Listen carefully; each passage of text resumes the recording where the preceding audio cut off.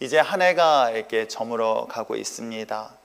한 해를 이렇게 돌아보면서 지금까지 주어진 사역, 즉 목회자로서 가장 중요한 것이 무엇이며 그 중요한 사역들을 저는 얼마나 잘 감당하고 있는가를 돌아보는 시간이 점점 지금 아마 하고 있는 때가 지금이 아닐까 생각해 봅니다.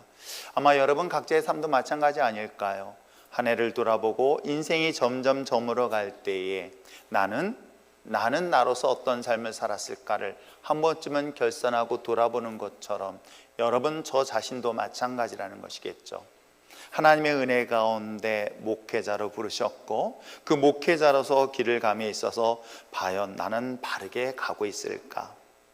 때에 따라서는 목회자의 사역을 하는 가운데 이렇게 유혹은 아니지만 어디였건 간에 섬길 수 있는 자리가 생기는 경우를 경험합니다. 그것이 수원시 기독교연합의 임원의 자리도 그 중에 하나일 것이고 또 우리 노예에 속해 있다 보니 노예의 자리도 아마 임원의 자리도 그 중에 하나일 것입니다. 이 모든 것들이 섬기는 자리임에 부정할 수 없겠죠. 그런데도 불구하고 교회를 개척하고 목회자로서 지금까지 오면서 한 가지 원칙을 세운 것이 있었습니다. 내가 외부에 나가서 받는 이 감투의 자리보다 저를 목사로 부르셨고 또 교회를 개척한 목사로서 먼저 우선순위를 해야 될 것이 무엇일까라고 했더니 결국은 내가 한 교회를 섬기는 목회자로서 본교회를 바르게 먼저 섬기는 것부터 출발해야 되는 것이 내가 목회자로서 가장 우선순위의 선택이라는 것들을 가지고 23년이라는 시간 동안 달려오지 않았을까 생각해 봅니다.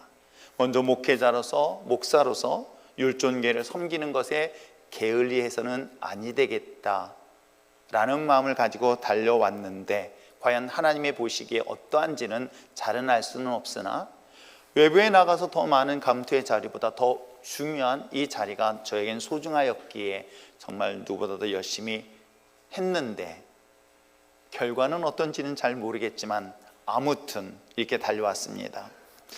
그러면서 생각을 해봤습니다. 목회자로서 가장 중요한 것이 무엇일까?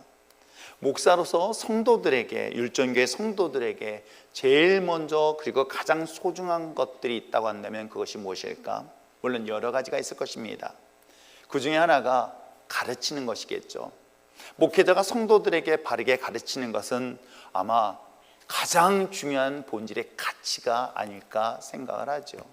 목회자가 목회자로서 이 자리에 섰을 때 여러분에게 가르치지 않는다는 것은 저는 직무위기라고 생각합니다. 어찌 보면 하나님께서 내게 주신 이 직분, 그것은 아마 예수 그리스도를 믿고 예수님을 따랐던 제자들에게 주셨던 말씀처럼 모든 족속, 모든 사람들을 제자를 삼아서 그들에게 세례를 주고 또 뿐만 아니라 하나님이 주셨던 말씀들을 가르쳐 지키게 하라 하셨던 하나님의 마지막 명령은 제자들에게 주었던 메시지가 아닌 오늘 예수를 통해서 구원받은 하나님의 사람들에게 주신 미션이고 사명은 아닐까요? 특별히 이 사명을 감당하기 위하여 이제 목사로 부르셨으니 저는 이 일들을 당연히 해야 된다라고 생각하는 사람 중에 한 사람입니다. 그렇다면 무엇을 가르칠 것인가? 어떤 것을 가르칠 것인가? 저는 성경을 통해서 우리에게 교훈하는 것들이 많이 있는데 그 중에 하나가 뭘까?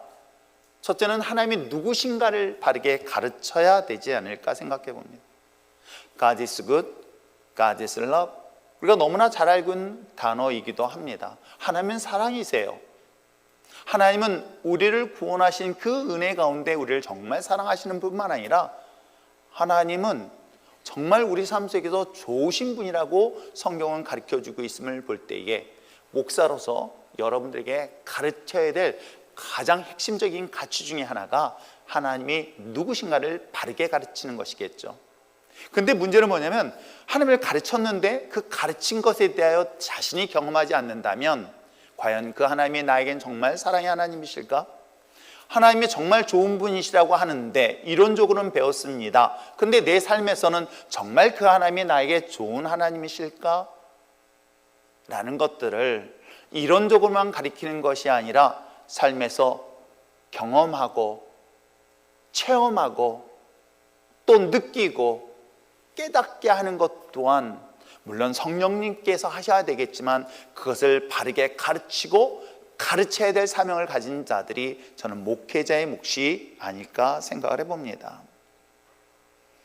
진짜 하나님은 우리에게 은혜를 베푸시는 하나님이라는 것을 제 자신이 경험했던 것처럼 여러분의 삶 속에서도 경험하고 만날 수 있는 방법들이 무엇일까를 항상 고민하면서 가르쳐야 될 자리가 바로 저와 같은 목회자의 자리가 아닐까 생각해 봅니다. 자, 하나님은 누구신가? 물론 여기에는 예수님이 누구시며 성령님은 누구신가? 라는 것들에 대한 이야기를 하고 있겠죠. 또 하나가 있습니다. 하나님은 어떤 일들을 하시는가?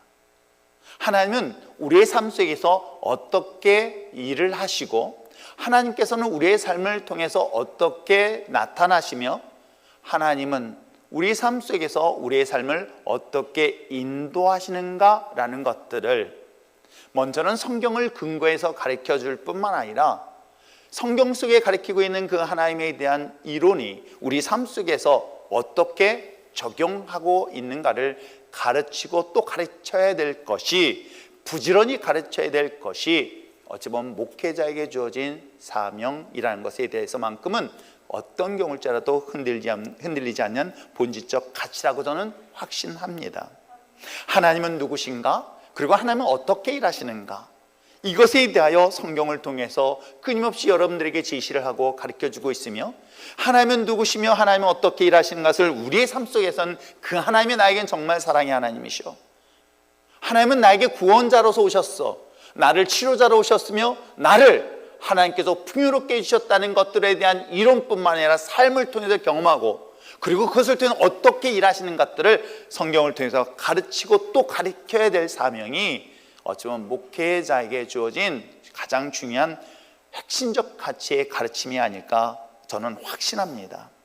물론 그 기준에 그 텍스트는 당연히 바이블 성경이겠죠.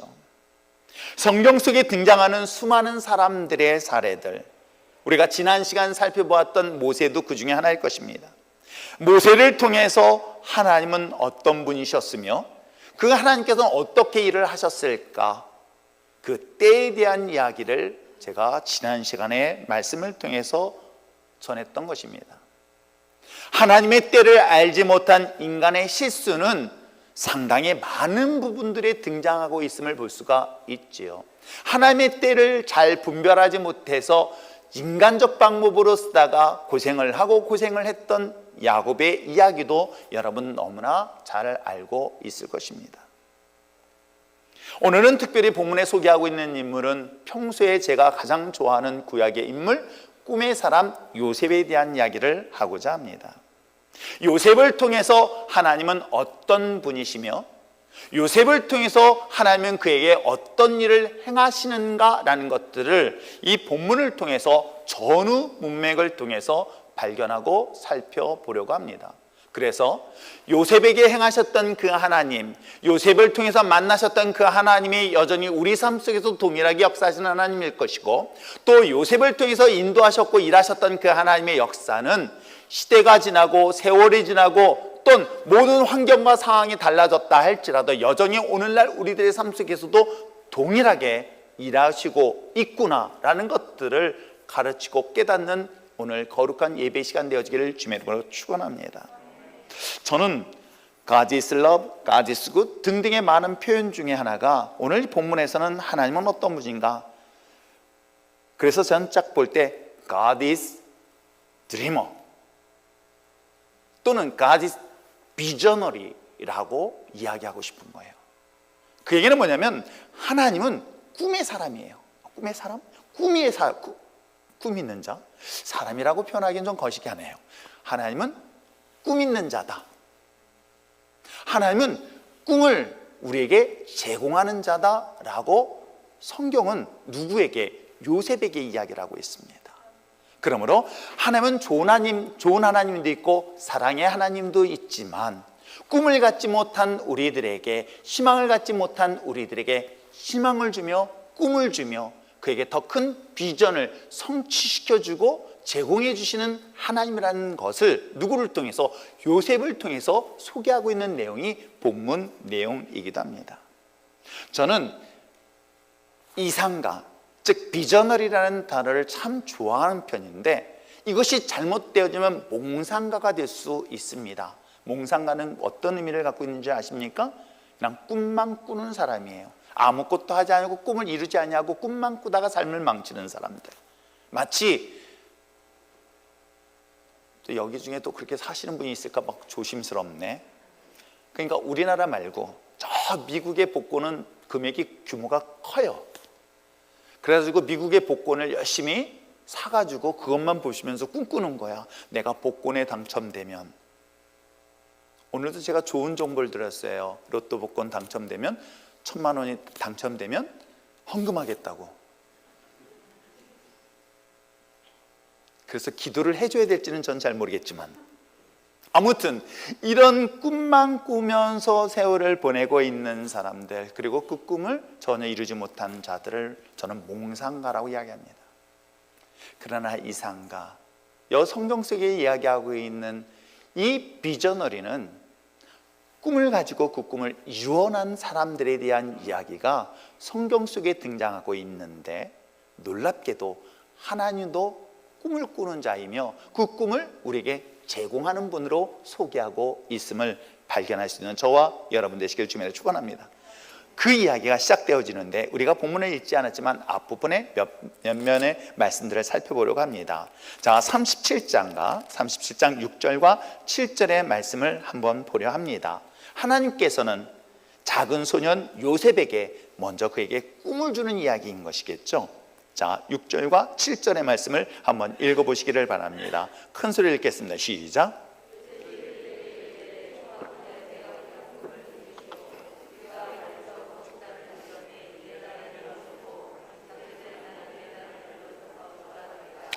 오늘 그가 자기의 형제들에게 하는 말인 거예요. 그래서 꿈을 꾸었다는 얘기를 하고 있는데 그게 5절에 얘기하고 있어요. 요셉의 꿈을 꾸어 형제들에게 말했습니다. 뭐라고 말하고 있습니까? 그는 꿈을 꾸는 가운데 밭에 있는 곡식단들이 자기를 향하여 절을 하는 장면에 대한 이야기를 하고 있어요. 만약에 여러분이 이런 꿈을 들었다고 한다면, 야, 참 대단하다, 곡식단들이 절을 하고 있구나 라고 생각하는 거 끝날 것 같은데, 놀랍게도 이 이야기를 들었던 형제들이 해석을 해주는 거예요. 어떻게 해석을 해주고 있을까요? 8절 말씀을 한번 읽어볼까요? 읽겠습니다. 시작. 그의 형들이 그들에게 이르되 내가 참으로 왕이 되겠느냐? 참으로 우리를 그의 꿈과 그의 말로 말미암아 그를 더욱 미워하였다. 여러분, 한번 이때 당시에 이 꿈에 대한 해석하는 형제들의 모습과 그리고 이 꿈을 꾸고 있었던 요셉의 상황과 환경을 한번 잘 보시기를 바랍니다. 지금 그들의 주업은 무엇인지 아시겠습니까? 농업을 하였고 목축업을 주로 했던 그런 작은 시족 공동체예요. 그때 당시는 인터넷이 발달되지 않았습니다. 당연히 핸드폰도 없었습니다. 그렇기 때문에 세상의 다양한 직업에 대한 정보를 갖지 못했습니다. 더 중요한 것은 이때 당시에 나라라는 형태가 갖춰지지 않았던 시대예요. 나라라는 형태도 갖춰지지 않았고, 그리고 작은 시골 마을이라고 생각해 본다면 그냥 시족 공동체 안에서 형제들끼리 꿈에 대한 이야기를 하고 있는데, 꿈의 해석을 하고 있는 형제들의 반응들이 뜻밖인 거예요. 뭐라고 얘기하는지 아십니까? 나는 꿈을 꿨어. 밭에 있는 곡식단들이 날 향하여 절을 하네 형들. 그랬더니 이것을 들었던 형제들이 혀를 내는 거예요. 열을 받쳐서 화를 내는 거예요. 그러면서 표현하고 있는 내용이 뭐예요? 너가 왕이 되겠느냐? 다스리겠느냐? 라고 이야기하는 내용이 나옵니다. 여러분, 요셉이 준 하나님의 꿈은 단순히 농사를 짓고 또는 목축업을 통해서 많은 식량을 얻고 많은 양떼를 얻는 것 정도가 아니라, 지금 그에게 주신 꿈은 뜻밖에도 형제들을 통해서 듣는 건 뭐예요? 다스린다는 거예요. 왕이 된다는 거예요. 그러면 여러분, 이 표현은 당시에 상상할 수 있는 단어의 꿈이 아니라는 것이겠죠. 한번 이 이야기를 딱 생각해 보면서 내 형편에, 내 상황에, 내 처지에, 개천인 내 삶에서 과연 나는 용이 될 수 있을까? 우리 때는 있었어요. 지금은 개천이 복개가 돼서 없어서 용이 나올 수가 없어요. 요즘은 개천에서 용 날 수 없다는 사실들에 대하여 모든 사람들이 다 수긍하지만 저희 때는 복구가 안 됐어요. 개천이 그대로 드러나 있는 상황이 있다 보니까 그때는 용들이 많이 나왔다고 합니다. 그래서 용용 죽겠지 합니다. 반응력이 조금 한 템포씩 늦어요. 여러분, 그들의 주변의 환경 속에서는 누가 다스린다는 개념을 이해하기는 참 어려운 개념인 거예요. 이게 이해할 수 없는 개념인 거예요. 내가 처한 꿈도요, 여러분 생각해 보세요. 내가 꿈을 꾸는데 내가 꿈을 꿀 수 있는 범위가 있습니다. 내가 본 것이에요. 아세요? 내가 보거나 들을 정도의 상황이어서 가질 수 있는 꿈이지, 상상할 수 없는 꿈을 꾼다는 것은 어찌 보면 사람들이 볼 때 미쳤다라고 표현할 정도의 이야기이기도 합니다. 오늘 요셉에게 하나님의 꿈을 꿨습니다. 근데 꿈에 대한 해석들이, 형제들의 해석은 어떻게 표현하고 있냐면, 너가 왕이 될 것이냐? 너희가 다스릴 수 있는, 우리를 다스리는 자가 되겠느냐라는 표현은 단순히 그냥 형제들 속에서 10만 세 정도가 아니라 어찌 보면 지도자로서의 꿈을 알려주고 있는 거예요. 그냥 먹고 사는 정도의 위치가 아니라 지도자로서의 하나님의 꿈을 누구를 통해서, 형제들의 입을 통해서 이야기를 듣게 되는 것입니다. 하나님이 그에게 주신 꿈, 하나님이 꿈을 꿀 수 없는 환경과 상황 속에서 여전히 그에게 꿈을 주셨고, 그 꿈이 어찌 보면 그 위대한 인물로 탄생되어지는 배경이 되어지고 있다고 한다면, 사랑하는 성도 여러분, 우리는 우리 자신이 가지고 있는 꿈은 가질 수 없을지라도 하나님이 여러분을 향한 꿈, 그 꿈은 여전히 동일하다는 것을 믿고 그 꿈을 여러분의 것으로 소유하며 나갈 수 있는 저와 여러분 되시기를 주님으로 축원합니다. 목사인 저도 마찬가지인 거예요. 여러분, 여러분의 아이들을, 제가 23년 전서부터 시작해가지고 매해 1월 1일부터 3일 동안 3주 동안에 그 마지막 한 주간 아이들의 머리에 안수하고 기도하면서, 그 아이들 지금 내가 볼 때는 공부도 잘 못하고 있고 안 하고 있고, 그러니까 못하는 게 아니라 이제는 안 하고 있을 정도에 있지만, 그럼에도 불구하고 저는요 이 아이들을 바라보면서 꿈을 갖고 있는 거예요. 하나님, 이 아이가 그냥 율전동에서 머무는 것이 아니라 5대양 6대주, 전 세계를 돌아다니면서 하나님의 영광을 드러낼 수 있는 거룩한 믿음의 용사들이 되어질 수 있도록 제가 믿음의 눈으로 바라보고 선포하며 기도합니다. 그 꿈이 여러분의 꿈이 되어질 수 있는 것은 하나님이 우리에게 주신 꿈 때문이라고 한다면, 오늘 성경 속에 등장하고 있는 요셉과 요셉을 통해 형제들에 대한 그 이야기를 통해서 준 꿈이 어떤 것이었었어요? 그냥 목동 정도의 수준의 꿈이 아니라 지도자로서, 정치가로서의 꿈을 누구를 통해서? 바로 형제들의 입을 통해서 누구에게? 요셉에게 주고 있는 것. 누가 주고 있습니까? 하나님이 주시는 거예요. 저는 이걸 보면서 하나님은 어떤 분이신가? 여전히 절망 속에 꿈을 꿀 수 없는 우리들에게도 여전히 가슴을 설레게 하고 열정을 끌어올릴 수 있는 꿈을 누가? 하나님이 우리에게 제공하고 있다는 것에 대해서 조금 더 의심 없이 고백하며 나갈 수 있는 저와 여러분 되시길 주님으로 축원합니다. 사람이 눈빛을 보면, 아, 이 아이는 가능하다라고 보는 것 중에 하나는 그 안에 눈빛에 뭐가 있어요? 열정이 있을 때, 그 아이가 무엇인가 하겠다는 뜨거운 열정이 있을 때 우리는 희망을 볼 수 있습니다. 사랑하는 성도 여러분, 하나님께서 여러분에게 주신 이 위대한 꿈을 여러분의 것으로 소유하며 나갈 수 있는 저와 여러분 되시길 주님으로 축원합니다. 하나님은 바로 여러분에게 꿈을 주시는 분이에요.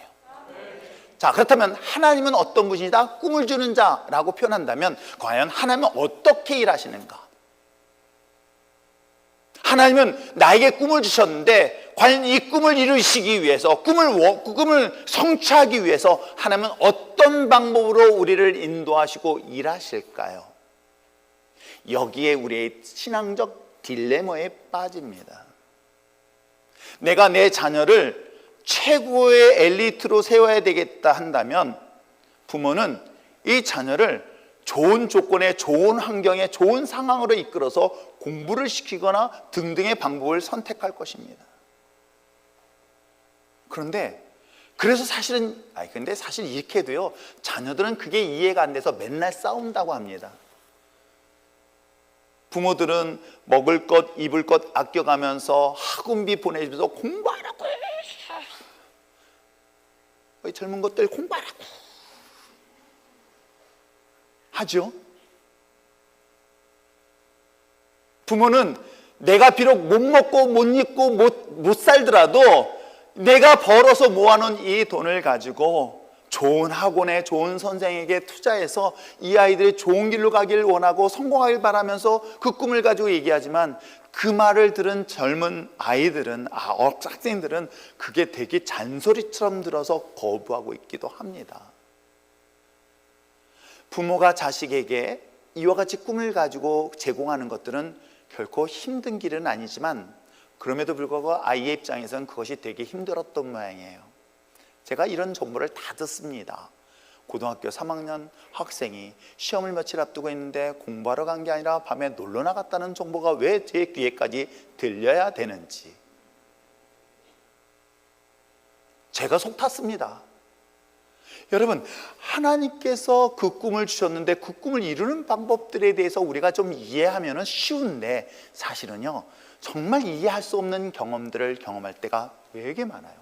오늘 성경 속에 등장하는 이야기가 이런 거예요. 그래서 우리가 신앙생활하면서, 그래, 하나님께서 나에게 꿈을 주셨어, 그 꿈을 주셨는데 그 꿈을 이루기 위해서 이런 방법들이 있구나라는 것을 깨닫고 이해한다면 여러분 어떻습니까? 쉬워요. 굉장히 쉽습니다. 그런데 문제는 이걸 깨닫지 못하기 때문에 우리의 신앙이 위기를 만나고 어려움을 경험하게 되는 거예요.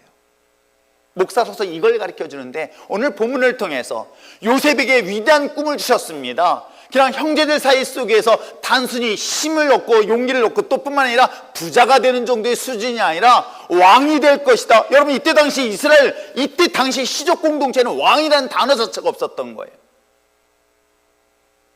근데 이런 위대한 꿈을 주게 한다는 것은 그것을 이루시기 위해서 하나님은 어떤 방법을 쓰시고 있을까 봤더니 딱 하나 단어가 나와요.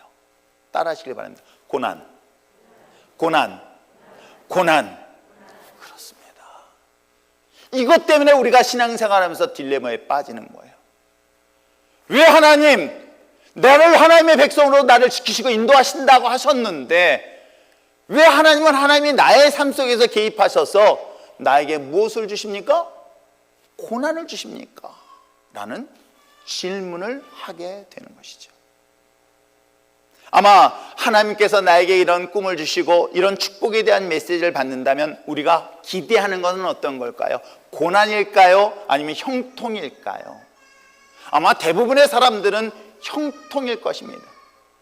대부분의 사람들은 고난보다는 평안일 거예요. 기쁨일 거예요. 그런데 하나님이 인도하는 방법은 뜻밖의 내가 예상할 수 없고 이해할 수 없는 방법으로 접근하고 있습니다. 내가 믿음으로 살고 있다고 하는 우리들의 삶 속에 예상하지 못한 것들이 있으니 그거예요. 고난이라는 씨앗이었던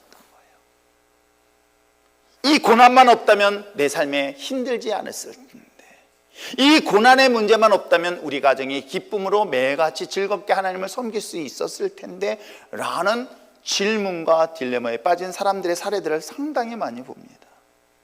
대부분의 경우 하나님께서 우리의 삶에 인도하신다고 한다면 형통하고 풍성하고 그리고 더 높이시는 것들에 대한 기대를 하지만, 그렇지 아니한 고난을 만날 때 대부분의 사람들이 좌절하고 낙심합니다.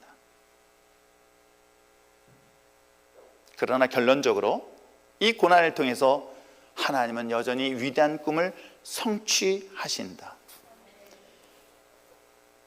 라는 사실에 대해서만큼은 의심 없이 고백하며 받아들일 수 있는 저와 여러분 되시길 주님으로 축원합니다.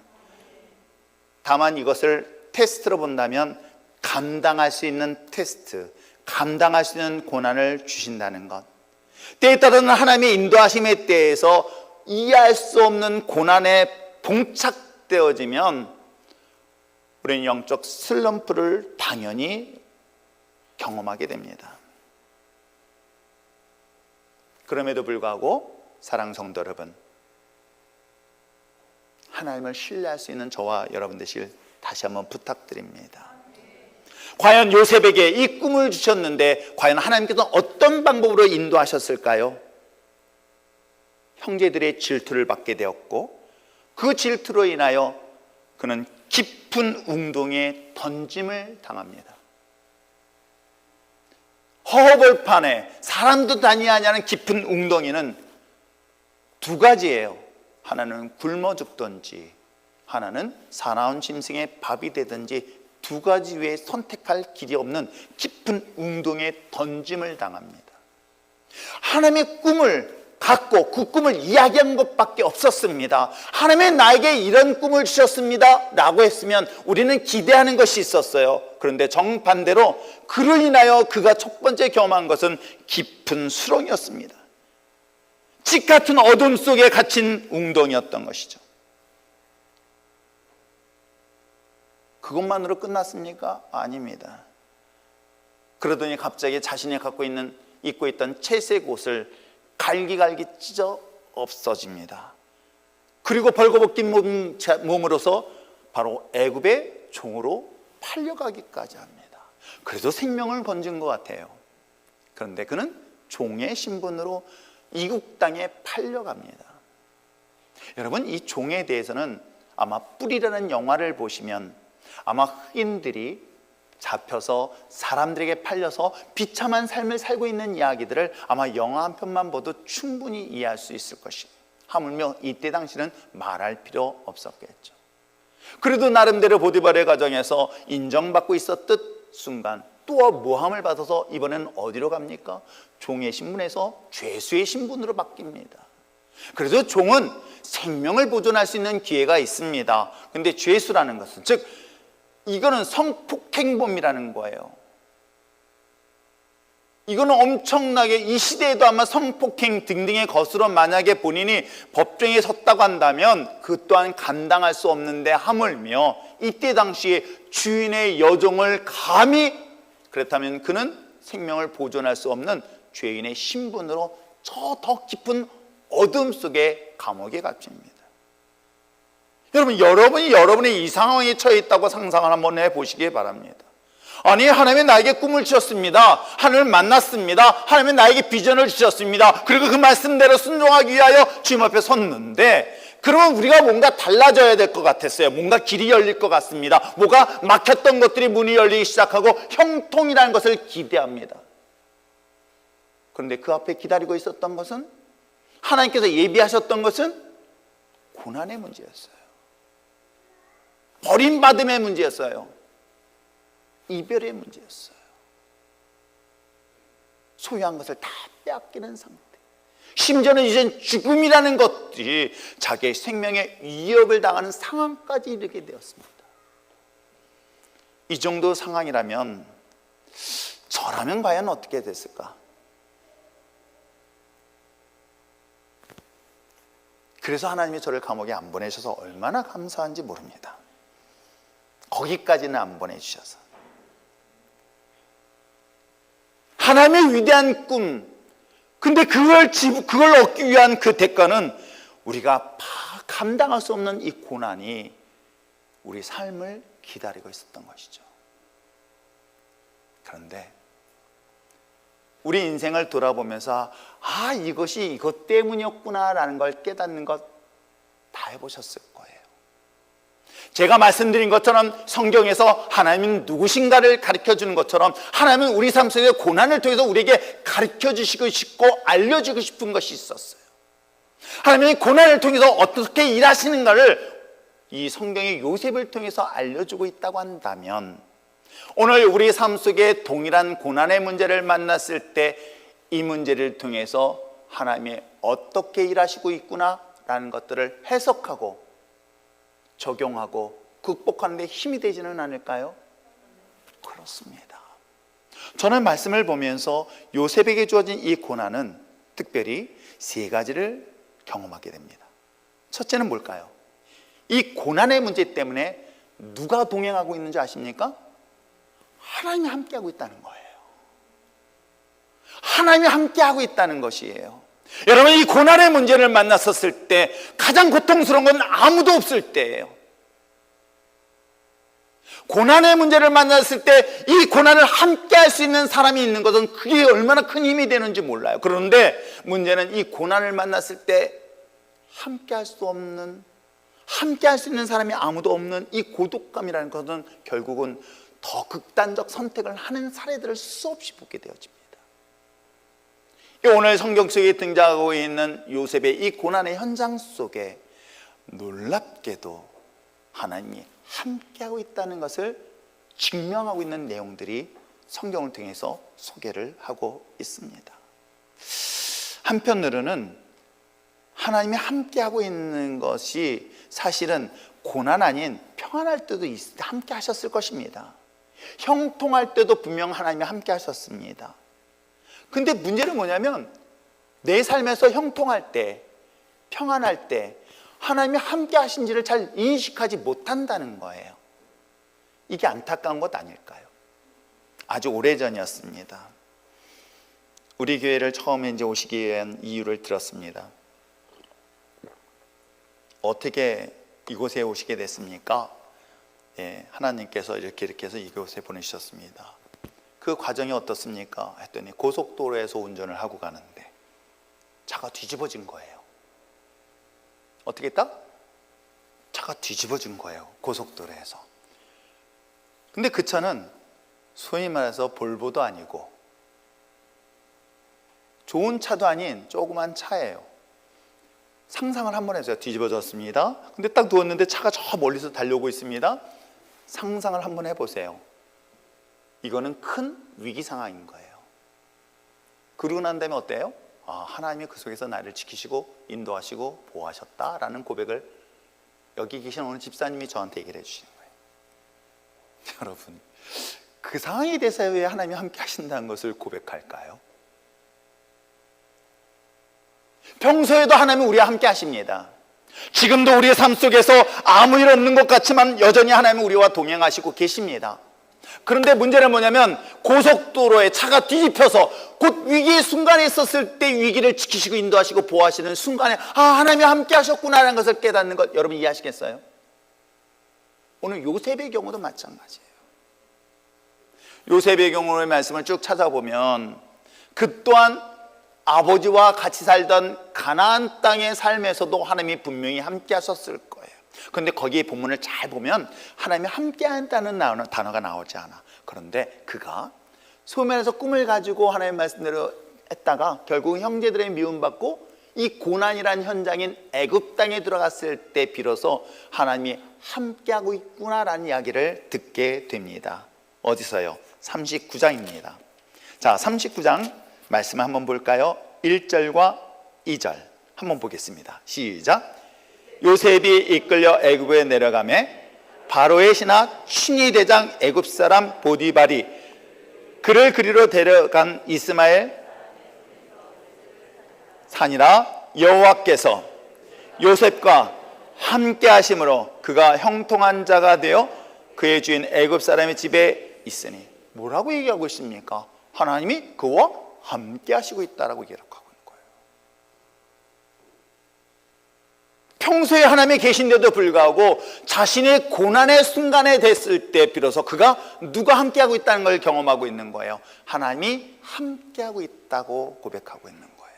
어찌 보면 그는 저 형제들한테 생명의 위협을 받는 깊은 웅덩이에 던져졌을 때에 그 순간 하나님이 함께 하실까? 라는 두려움과 의심이 갇히는 순간에 놀랍게도 해피름은 애굽으로 내려가는 이스마엘 사람의 장사꾼을 지나가게 하고 거기서 팔려가는 그런 과정을 겪으면서 한순간 죽었다가 살아났네? 비록 종으로 가지만 하나님이 도우셨구나라는 것을 순간적으로 깨닫지는 않았을까요? 그리고 또한 그가 간 데가 바로 친위대장, 애굽의 친위대장 보디발의 가정에 종으로 팔려가면서 뭐라고 얘기하고 있습니까? 하나님이 함께 하시고 있다는 것에 대한 신앙의 고백이 성경을 통해 이야기하고 있죠. 어디 이뿐이겠습니까? 그가 모함을 당하고 감옥에 갇혔을 때는 어땠을까요? 우리가 함께 읽었던 내용이기도 합니다. 자, 20절, 21절 말씀을 함께 또한 읽어보시길 바랍니다. 시작.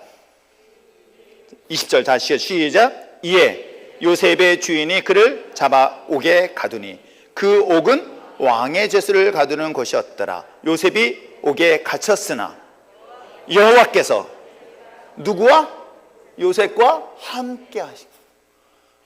지금 성경 속에서 비록 그는 화려한 왕궁이 아닌 저 지옥과 같은 더 침울한, 더 깊고 깊은 웅덩이 같았던 바로 이 감옥에서도 누구와 함께하고 있다? 하나님이 함께하고 있다라고 성경을 기록하고 있습니다.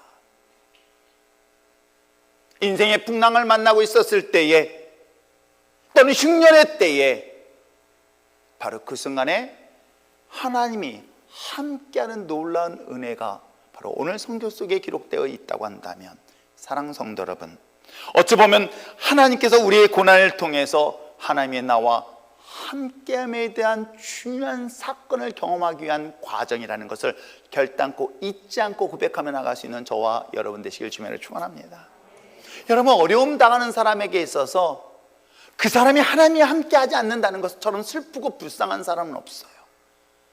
그러나 하나님과 함께하는 사람이 그 위기 속에서 이 위기를 극복할 수 있다는 것은, 여러분, 이 본문은 당시 하나가 지나고 난 다음에 결과론적으로 알 수 있기 때문에 이야기를 할 수 있는 것처럼, 사랑하는 성도 여러분, 내 인생에서의 고난, 어려움의 문제는 그 순간 누가 함께하는 순간이다? 하나님이 우리와 함께하고 있음을 드러내는 시간이라는 것을 잊지 마시길 주님으로 축원합니다. 또한 두 번째, 하나님께서 이 고난을 통해 어떻게 일하시고 있을까? 저는 말씀을 보면서 아주 중요한 사실을 발견해요. 하나님이 우리에게 꿈을 주셨습니다. 사명을 주셨습니다. 그 사명을 감당하기 위하여 고난을 받는데, 그 고난의 현장에서 얻는 것이 하나 있었어요. 그 뭔지 아십니까? 미처 자신이 알지 못했던 재능이에요. 미처 자신이 알지 못했던 달란트예요. 미처 자신이 깨닫지 못했던 그 훌륭한 하나님이 주신 그 재능들이 어떠한 순간에, 고난의 순간에, 어려운 순간에 발견할 수 있다는 것, 여러분 아십니까? 주인의 품 안에 있을 때는 편안할 수 있습니다. 그런데 주인이 어느 날 하인들을 불러서 그냥 또박또박 일만 하고 먹고 사는 문제가 아무 문제 없는데, 어느 날 갑자기 주인이 달란트를 주시네. 5달란트를 주고 2달란트를 주십니다. 어찌 보면 이것은 이 가진 것 가지고 내가 세상에 나가서 얼마나 힘든 과정을 극복하고 이겨내야 되는지 모릅니다. 그런데 놀라운 것은 이 가지고 있는 달란트를 가지고 이 위기의 순간에 만났을 때 그 달란트는 갑절의 재능을 발휘하는 자리가 되었다는 것 여러분 아십니까? 오늘 요셉의 경우는 어떻습니까? 말씀드린 것처럼 요셉은 지금 같은 초등학교, 중학교, 고등학교, 대학교 가서 자기의 전공 분야를 공부했던 인물이 아니잖아요. 그는 태어나면서 목축업을 하고 있었고, 태어나면서 이 농업을 했던 그런 문화적 배경을 가지고 자라왔던 인물이기도 합니다. 차라리 아버지 누구죠? 야곱이에요. 그래서 야곱이 장사 수완이 뛰어나, 그래서 마침 해양 문화에 무역을 하고 있었다고 한다면 다양한 세상의 문화와 정보와 지식을 경험할 수 있었을 것입니다. 모세는 어떻습니까? 모세는 왕궁에서 삶을 살았어요. 만약에 그가 생명의 위협을 당하지 아니하고 부모님 밑에서 히브리 사람들과 살았었다고 한다면 그는 주 전공이 뭘까요? 농업과 목축업이었을 거예요. 그런데 그는 왕궁에 그 바로의 딸의 아들로 가는 바람에 정치도 배우죠. 또 등등의 많은 새로운 학문들을 배울 수 있는 기회였어요. 근데 요셉은 어떻습니까? 요셉은 그거 배울 기회가 없었어요. 어찌 보면 그 아버지 그 전문 아닙니까? 누가 야곱이 전문인 게 있어요.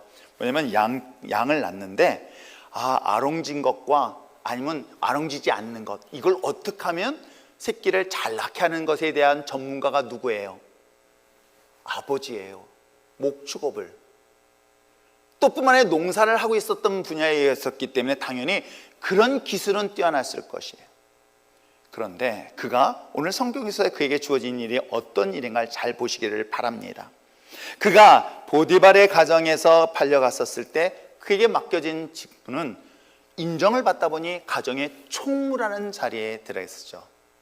이 가정의 총무라는 것은 이 가정에 있는 모든 것들을 총괄하고 관리하는 집사의 직분의 자리인 거예요.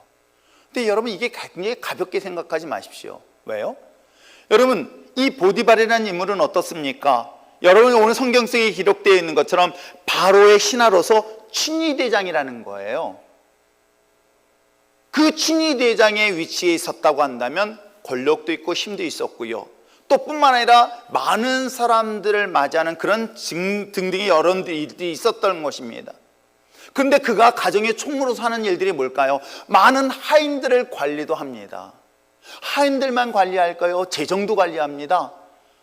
또 중요한 건 뭐예요? 의전이라는 것이 있습니다. 친위대장 정도 되어지면 아마 그가 만나는 사람들도 대부분의 왕궁의 사람들일 거예요. 높은 사람들이 자신의 집을 방문했었을 때 그들에 대하여 의전을 어떻게 해야 되는가라는 것 정도도 배웠을 것이에요. 근데 놀라운 건 뭐예요? 그가 그걸 해본 적이 없는 인물이에요. 한 번도 해보지 않은 그에게 이런 인물들을, 이런 임무가 맡겨졌다면 여러분 어떨까요? 제가 여러분의 직분을 맡기거나 사명을 맡기면 목사님 나 못해요 안 해요 막 그런 소리 할 때마다 그냥 할 때가 싶어요.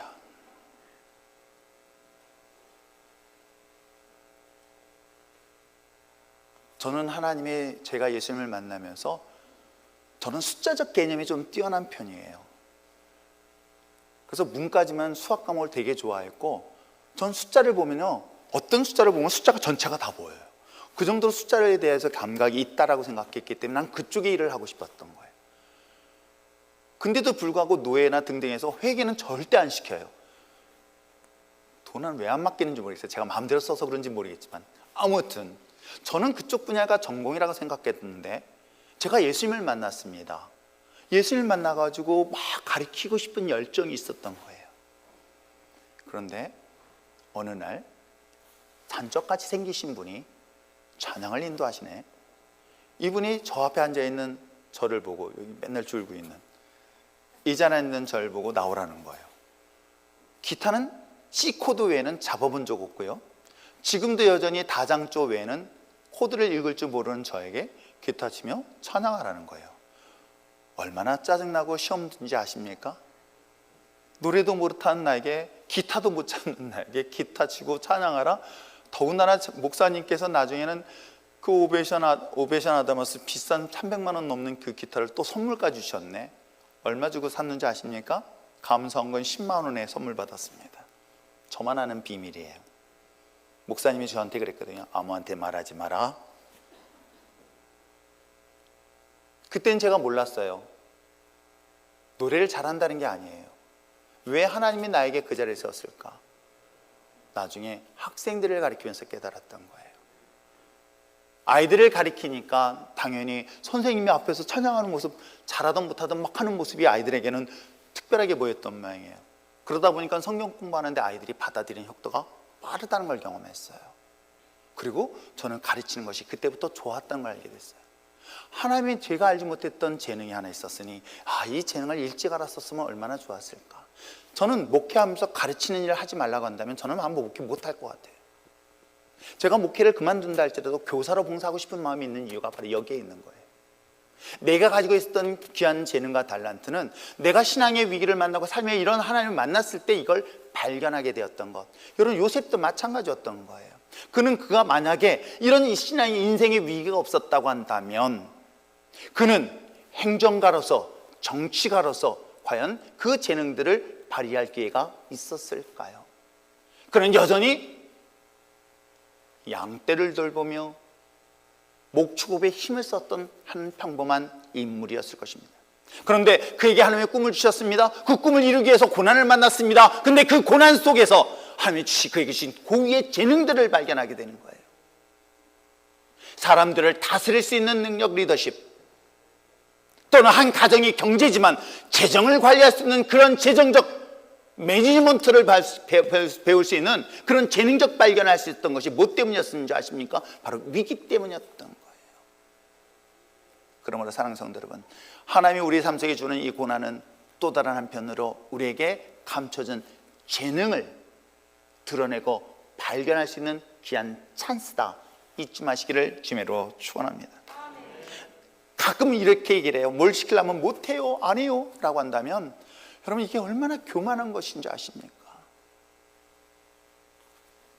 하나님의 내게 주신 능력 가지고 이 일 감당하다 보면 내가 미처 발견하지 못한 그 재능들이 반드시 드러나게 될 줄 믿습니다. 저는 마지막으로 이 말씀을 묵상하면서, 사실은 하나님의 꿈을 성취한다고 했지만 잘 묵상하면서, 그래, 고난을 통해서 이 고난을 감당할 수 있었던 것은 하나님이 함께하고 재능, 근데 더 중요한 것이 하나 있었어요. 그건 뭔지 아십니까? 은혜라는 거예요. 고난은 하나님의 은혜가 없으면 감당할 수 없습니다. 고난은, 내 인생의 큰 위기는 하나님이 주시는 은혜가 있어야만이 이 고난도 감당할 수 있는 것 여러분 아십니까? 억울하게 팔려갔습니다. 억울하게 누명을 썼습니다. 이제는 그에게는 죽음 외에는 아무것도 해결할 수 없을 때 그걸 견딜 수 있고 견딜 수 있었고 견딜 수 있었던 것은 과연 무엇 때문일까요?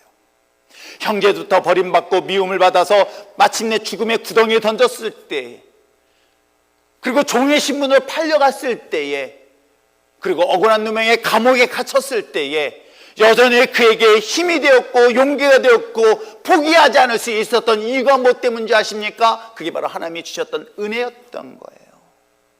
그 하나님이 주셨던 그 은혜가 그 삶에 있었기에 그는 그 칠흑 같은 어둠 속에서도 그 일들을 능히 감당하여 사람들이 볼 때도 인정받을 수 있었던 것 여러분 아십니까? 그 은혜는 내 마음을 감당할 수 있도록 힘만 주는 것이 아니라, 그 받은 은혜는 누군가의, 사람의 마음을 바꾸기까지 하는 것 여러분 아세요? 내가 받은 은혜가, 내 받은 은혜가 충만한 상태로 인해서 누군가의 생각을 바꾸고 또 누군가의 선택도 바꾸고 누군가 모든 것들까지도 바꾸는 것 여러분 아십니까? 하나님이 주신 은혜가 내 모든 주변의 사람들을 바꾸는 것 잊지 마시길 주님으로 축원합니다. 요셉도 마찬가지 아닐까요? 그가 하나님이 함께 했습니다. 그런데 그렇게 형통할 수 있었던 것은 그가 하나님의 은혜 안에 있었기 때문에 보디발이 그를 가정의 총무로 세울 수 있었으며,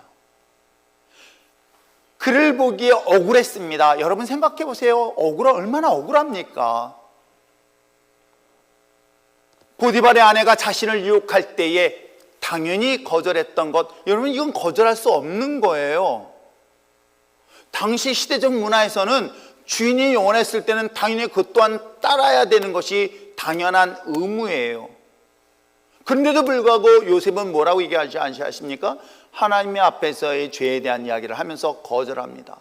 그런 가운데 모함을 받아서 그는 감옥에 갇혔을 때, 여러분이 억울한 일 당하면 어떻습니까?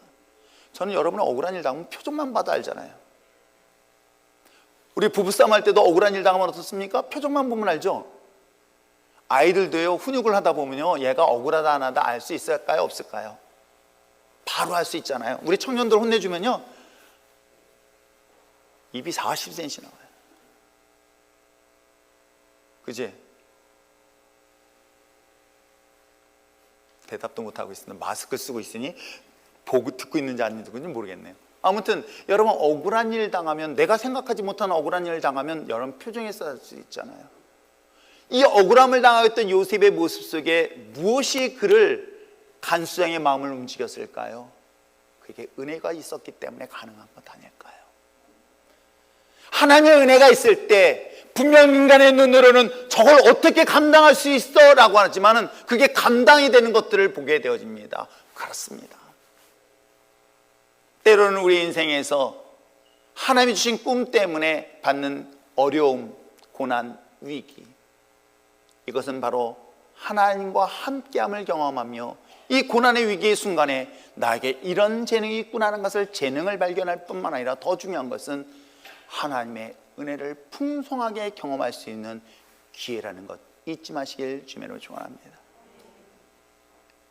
그 말씀을 붙잡고 주님을 바라보며 나갈 때 마침내 하나님은 그 약속한 꿈이 이루어지고 마침내 그를 위대한 한 사람의 인물이 아닌 이스라엘이라는 나라를 세우는 큰 기초가 되었던 인물로 소개를 하고 있습니다. 사랑하는 성도 여러분, 지금 여러분이 당하고 있는 이 코로나 등등의 여러 가지 어려운 환경은 여러분 인생의 끝이 아닙니다. 과정일 뿐이에요. 여전히 하나님은 내가 능력이 있고 자격이 있어서 주신 꿈이 아니에요. 아브라함도 그랬으며 요셉도 그랬습니다. 하나님이 여러분을 향하여 창조하실 때부터 우리는 복 있는 사람으로 창조하셨습니다. 하나님은 우리를 만드실 때에 생육하고 번성하고 땅에 충만함이 이 땅의 모든 걸 다스릴 수 있는 그런 축복의 통로가 되어지도록 창조하시고 세운 존재가 바로 저와 여러분입니다. 그런 하나님의 위대한 꿈 앞에 서 있는 저와 여러분, 비록 현실은 고난이 여러분의 목을 조르고 숨을 못 쉬게 하는 듯 싶지만 바로 그 순간이 여러분과 함께하는 하나님, 그를 통해서 나에게 새로운 재능들을 발견할 뿐만 아니라 하나님의 은혜 없이는 살 수 없는 존재임을 고백하며 나갈 수 있는 저와 여러분 되시길 주님으로 축원합니다. 돌아보면 그래서 모든 것이 하나님의 은혜입니다. 그 은혜 앞에서 항상 주님 앞에 겸손하게 무릎 꿇고 주님 앞에 나갈 수 있는 저와 여러분 되었으면 참 좋겠습니다.